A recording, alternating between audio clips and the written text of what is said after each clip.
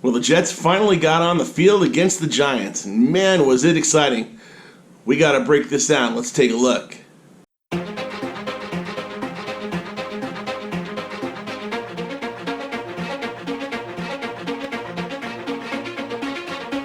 Hey guys, welcome back to JetsHq. I'm Howie, and it's fantastic to be here talking about a game that's just occurred. It's been so long. We've been just jonesing for this for so long that it really didn't matter what happened on the field yesterday. But it was a good game and a bad game. We'll have to talk about it, but it was just great to get back on the field. Now, I'm not going to go over or worry about the final score because we lost the game, and I hate losing to the Giants. I hate losing to anybody, but the Giants and the Patriots, we're not going to talk about that. Obviously, we're gonna play the high road here and say that it's a preseason game. Nobody gives a shit about the final score. We just wanted to see our players in action and see how they work through the system, and that's what we're going to go with. Even though it's crap, I hate losing to the Giants. I'm done talking about that. Anyway, it was a great day. It was an awful, awful weather day. But, sometimes bad weather days make the best football games. So the Jets were coming out of the tunnel. There was an awesome picture that was posted online. I'll show it to you here. Check out this evil sky. I mean, now that's what they played under last night. It did cause about an hour delay right in the middle of the first quarter, but it didn't cause the end of the game. Thankfully, we got to finish the whole game. So after we came out of the tunnel, the boys looked beautiful in the home whites. You got Sam Darnold and Jamal Adams sporting the home whites there. Here's a couple of pictures of them. Just beautiful. The uniforms, the helmets looked gorgeous. We really were looking good. Now, of course, we're pretty sad. We want to see Le'Veon Bell on the field, holding the ball, running the ball. We know he wasn't going to play this week, but still it hurts. It hurts to play a game knowing that guy's on the sideline and not get to see him play. But that's okay. That's all right. There's a lot of starters that didn't start that we want to see. Ryan Khalil didn't start. We know he wasn't going to. He wasn't ready to start yet, but the starting offensive line was beautiful even without him. So anyway, getting down to the game, it's pretty easy to say that the starters for the Jets were amazing. Now, they only played one or two series at the most, but when they were in, they were unbelievable. Sam Darnold was clicking. The offensive line was giving him huge pockets. The defense was hitting, causing fumbles. It was really actually amazing to see the first team starters play, even if it was for just a quick series or two. We moved down the field really easily in the first drive, and here's a really good video of Darnold throwing a 34-yard pass to Chris Herndon.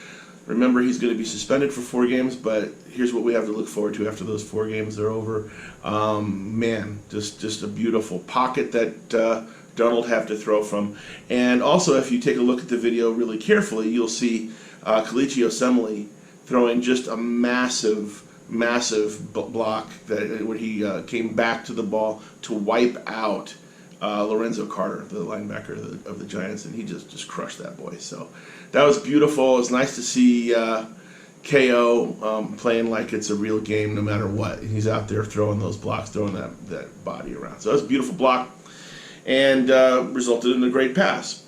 Of course, it's also nice to see Sam Darnold creating some chemistry with his receivers, especially Jamison Crowder.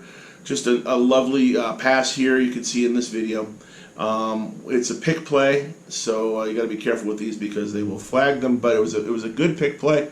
The Giants defender didn't go high, and Crowder ended up with the corner, and Darnold put it right in there. So it was perfect. Just an awesome touchdown. Nice to see them with that chemistry right off the bat. So that was just fantastic. Darnold ended up his couple of series with the perfect passer rating, which we would expect, but I'm thrilled to see. And later on defense, it was also good to see the Jets playing in midseason form. As you can see in this video here, it's a fantastic forced fumble by Frankie Louvu, who came in and punched the ball out. Neville Hewitt ended up collecting the fumble, falling on it, and getting the turnover. So that's the kind of plays that you want to see from your starters. Really nice. I'm glad nobody got hurt in the game, so we didn't end up with any injuries, which was really nice. The other thing that was really nice to see was our Cinderella story, our darling, our underdog, Greg Dortch, out of Wake Forest was playing, and he ended up with a kick return that was just phenomenal.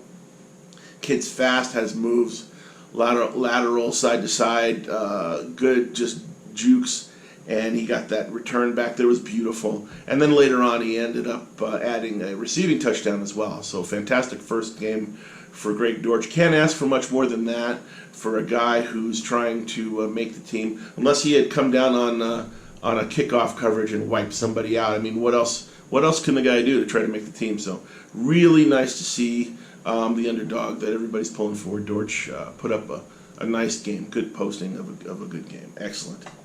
Now, of course, there's some bad news. The bad news is that last year we had a Pro Bowl kicker in Myers, and this year we don't.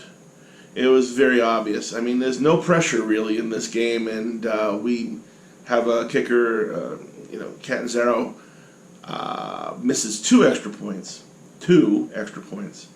and then he makes a field goal, but even to do that, he doinked it off of the post and was lucky that it skidded through. So should have been 3 misses. So yeah, we're in trouble there. Either Catanzaro pulls his head out of his ass, or we need to get at least 4 or 5 kickers in to audition for his job, because we are not going to put a $200 million product on the field and then lose because we can't make a 23-yard field goal at the end of the game. That's not going to happen. I mean, that may happen in Chicago, but in New York, you got to watch out for the snipers in the stands if you pull that shit off. So we're not gonna live with that. So hopefully we'll get that fixed up. I'm trusting Joe Douglas will fix this. Catanzaro needs to get on some meds or get off the team. Of course, the other thing is that the Giants did pick apart our second and third team secondary. Now we're still thin even on first team, but we have a solid first team everywhere. The problem is in depth, and the Giants exposed that really, really badly. From the second quarter on, it was pretty pitiful. Just a woeful performance by our defensive backs. We were shredded in the secondary for most of the game, because for most of the game we had our backups in. It's what a preseason game is, to get these guys in and get them some action. But Jesus, we need some help. Our depth at defensive back is just pitiful. And that just makes the injury to Marcus May shine even brighter, because, if he's not playing and Middleton puts up a terrible performance the way he did, and the rest of the defensive backs, we really need some depth in the backfield there. So I appreciate the Giants for exposing that, because now we know what we have to work on. Trevor Siemian looked fantastic as a backup. I mean, I'm really thrilled to have Trevor Siemian backing up Darnold. He's good to go. Praying to God that nothing bad happens to Darnold, but at least we know we can survive with Siemian if we have to. The other part is, of course, Davis Webb was disgusting. He came in immediately through a pick six. And now I understand that Darnold, his first game out there, threw a pick six, but when he came out the next series, he drove for a touchdown and got a passing touchdown. That's how you rebound from adversity. Davis Webb threw a pick six, came back out the next series, and threw another pick. So it's not there. Now Davis Webb has got a lot more experience in this league than Siemian and Darnold, and it's just not there.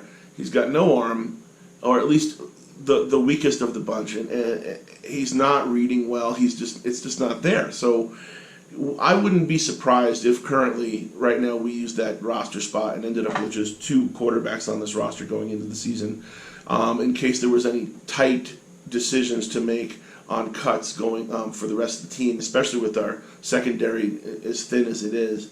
I wouldn't be surprised to see that roster spot go to a position player and just survive with 2 quarterbacks until we get things sorted out there. I wouldn't pay Davis Webb a penny to play on this team right now the way he played. That was pretty bad. Of course, guys, looking forward to the next game, we're going to see more of the starters play. We're going to see Ryan Khalil get on the field. The pocket that was set up for Darnold was beautiful. I can't imagine how nice it's going to be with Khalil on the field. We're going to get to see Le'Veon Bell carry the ball, so really looking forward to that. You know, we didn't see a lot of, you know, Bilal Powell did not play yesterday, and I'm surprised because I'm pretty sure he's fighting for his life to make this team. We've got a lot of talented running backs, so I expect to see him in the second game trying to put on a show. But I really want to just get a taste of Le'Veon Bell with the ball. But we'll be seeing. We'll go over the next game when it happens, and I'm looking forward to sharing that with you guys. I want to thank you guys all for tuning back in, going over the game with me. I really appreciate that very much. Of course, we'll have a lot more to talk about in the next game. It was only a little bit of highlights to go over in this one, but it was valuable information that we got. We learned a lot from this first game, and we know where we need to work. So I'm looking forward to seeing how they work that out. Anyway, guys, please remember to go ahead and subscribe if you haven't already subscribed. If you are a subscriber, welcome back. Thank you for joining us. Ring the bell for notifications so that you get the notifications when my videos come out. I look forward to putting out another one with you as soon as the next game happens, or any big news, of course. And we'll be updating the roster board with the cuts that are sure to come after this first game. So stay tuned for that. We'll be doing that on the air with the updating of the board and the depth chart. So I'm looking forward to sharing that with you guys. Remember, if you guys want to send in anything for me to put up on air, videos or pictures, Jets related, send them to me at the email that's going to be in the description below. I'm glad to share that stuff with the community if you guys want to share it with me. And also, if you want to support the channel in any way, I appreciate any help that you guys give. The link for that is going to be in the description below as well. And I really appreciate you guys, and we'll see you next time. Remember, let's go Jets.